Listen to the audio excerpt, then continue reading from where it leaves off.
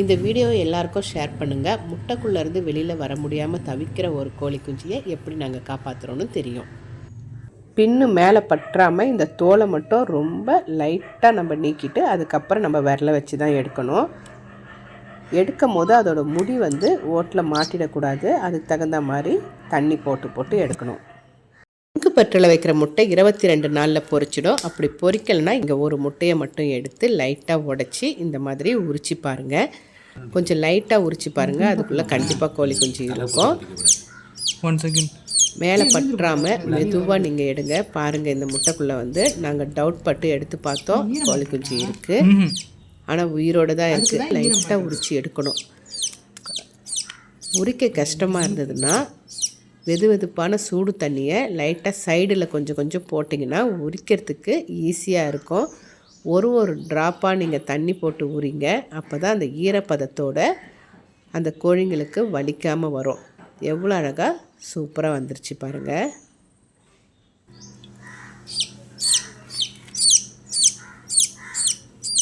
எப்படி குழந்தைங்க முதல்ல வெளியில் வரும்போது அழுகுறாங்களோ அதே மாதிரி இந்த கோழி குஞ்சு முட்டைக்குள்ளே இருந்து வரும்போது எவ்வளோ அழகாக சத்தம் போடுது பாருங்கள். ஒரு உயிரை நம்ம காப்பாற்றிட்டோம். Super plan.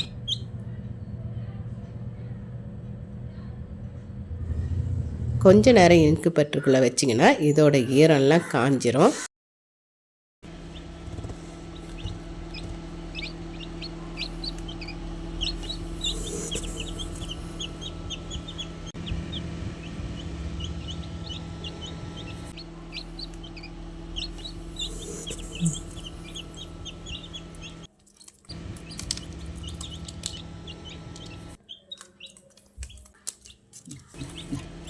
தண்ணி குடி.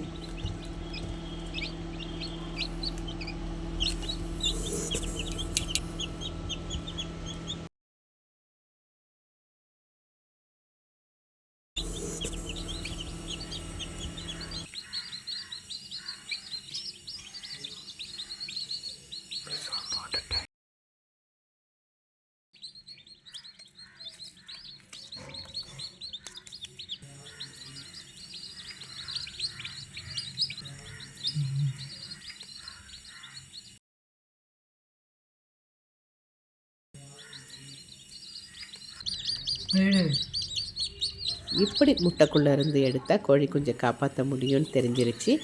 எல்லாருக்கும் ஷேர் பண்ணுங்கள், அவங்கள பார்க்கட்டும்.